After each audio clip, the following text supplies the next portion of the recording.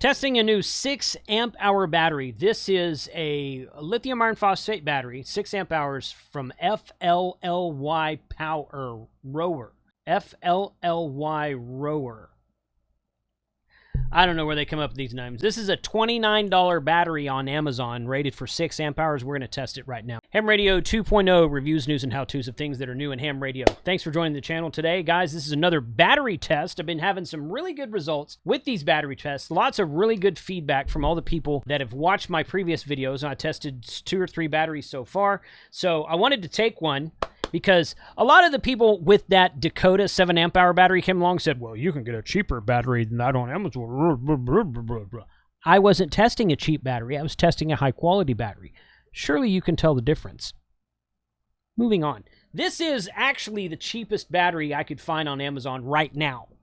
Okay, at the time of that when I bought that Miati 6 amp hour battery, I think it was just a couple of bucks more than this. It was like 32 or 34 bucks. So at the time of this recording, this one right now is selling for $29.99. You can see that right here, $29.99. Flyrower, I don't know how to say that, okay. It says that has a built-in BMS. It's lighter weight and longer lifespan, over 2,000 deep cycle charges, which is synonymous for lithium iron phosphate. So hopefully that's true. But today we're going to test it, and I'm going to bring up my trusty CBA4 software here from West Mountain Radio. I'm going to plug this up right here. My negative terminal broke off when I was taking it off the other battery, so I had to put a new terminal on it. That's fine. Plug this up here, red to red, just like that. Get that in the camera right there. Okay. And now I'm going to put that there. All right, so there's that right there. We've got the CBA4 here. Got the battery hooked up. And now I'm going to come over here to the software, and I'm going to click on detect. And it detects it as a 14.6 volt. The capacity it doesn't detect for whatever reasons. It's set to 7. That was the last battery I did. Let's put that to 6.0. Cells says 5. I don't know how many cells it has. It doesn't really say that in the Amazon ad. So I am going to click on, and I'm going to do some amplifier tests here shortly. Now, after my last one, I'm going to say this, and then we're going to click go, and we're going to let it go. After my last video, I think it was the Dakota 7 amp hour video, someone came along in the comments and said, hey, why don't you put the battery in a freezer to test it on low temperature performance, and also put it outside when it's 105 degrees outside? And I'm like, that is a great idea. That's a great idea. Now, I don't want to do an initial test. I've never tested this battery before. I don't want to do an initial test like that. But now that we've tested the Miati and the Dakota and one of the Gigaparts batteries, perhaps I will go back and do that. So more to come on that later. Let me know in the comments what you think about that. So we're going to go right over here. I'm going to click on start, and then I'm going to do that right there, and you can see there it goes. It started about 14.6, and it's dropping down to 14 pretty quickly. We'll see how long it maintains.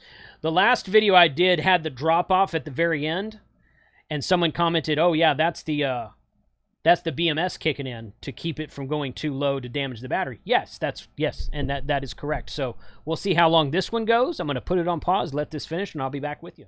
After almost 5.5 hours, not quite 5.5 hours, 5.431 hours, this battery comes in at a 90.5% efficiency rating, measuring 5.431 amp hours, 70.44 watt hours, for a total test time of just over 325, almost 326 minutes. So, and you'll see right here from let me put this screen on.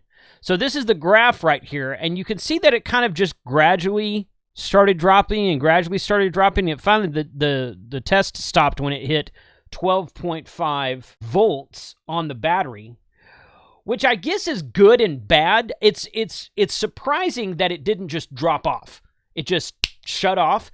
So that's good in that it's not going to bring the battery down to 10 or 11 volts.